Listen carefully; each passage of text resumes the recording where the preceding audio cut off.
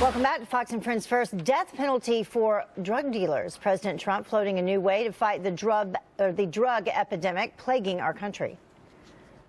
The only way to solve the drug problem is through toughness. You kill one person, you get the death penalty. You kill 5,000 people with drugs because you're smuggling them in and you're making a lot of money and people are dying, and they don't even put you in jail. They don't do anything. I don't think we should play games. So would this actually deter drug dealers and clean up our streets? Here now to debate it is criminal defense attorney David Bruno and former prosecutor Randy Zelin. Thank you both for joining us this morning. We appreciate it. Good morning. So a very important topic here. And just as we begin, let's take a look at some of the numbers for people at home. In 2016, the total deaths relating from drug overdose deaths over 63,000, overdose deaths involving opioids over 42,000. That number has quadrupled since 1999. Opioids being both prescription and illicit, and they're the leading driver of drug overdose deaths nationally. So it's a serious problem. Sure. Need to do something about it. Randy, giving the death penalty to drug dealers, is that the answer? Look at it this way. We talk about deterrence. One of the most frequent problems that I run into in a sentence is when a judge looks at me and says, okay, I get it. Your client knows that what he did or she did, it was serious, it's wrong. They understand, the client understands punishment, and will never do this again. But then we start talking about general deterrence. What about the next Randy Zelin who did this? How do we stop it?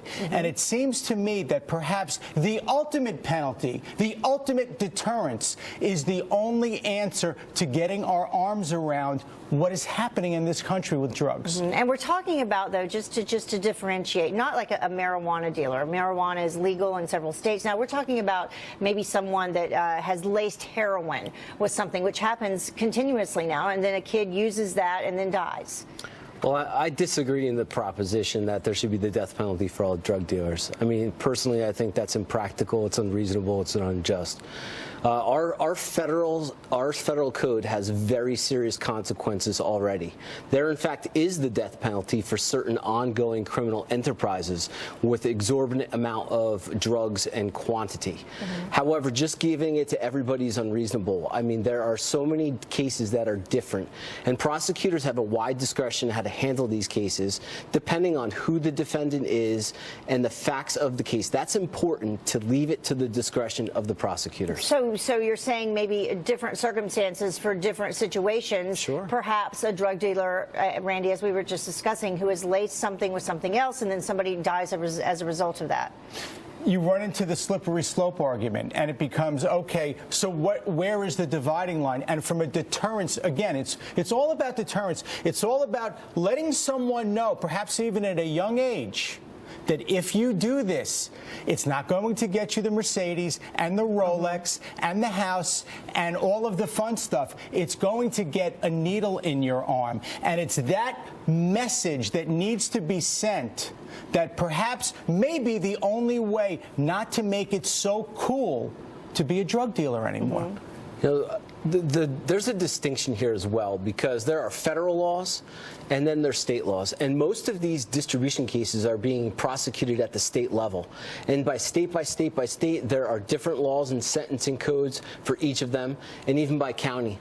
So there are just disparate results as a result of this process. Unfortunately, you can't just paint it with a broad brush and get the results you want. I noticed you use the term distribution case. Sure. Would this move from a distribution case to something else when you're talking about murder and homicide? Well, drug dealing. If we want to talk about drug dealing in our codes and our statutes, it refers to drug distribution. Right. Right. So the context in what he is talking about here is strictly distribution cases. There could be a conversation for acts of terrorism, murder. Right. There's already the death penalty on many of those cases, as we've seen in the Boston bombing case. Okay, Randy? Hey, go ask someone in Singapore, Malaysia, Indonesia, in Vietnam, where you're automatically getting it.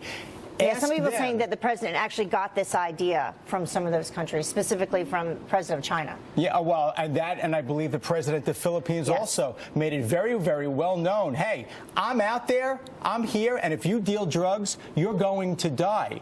So ask the drug dealers there, or not the drug dealers, the next person who's thinking about, you know what, maybe this isn't a bad way to earn a living. Yeah. They're probably not a smart career move. Well, looking to see what we can do to bring these numbers down. Yeah, it's not all about deterrence, though. You have to also take a look at the facts of the case and the defendant themselves. Yeah. All right. Thank you both for joining us. Appreciate it. Thank you. Thank you. Have a good day. Bye.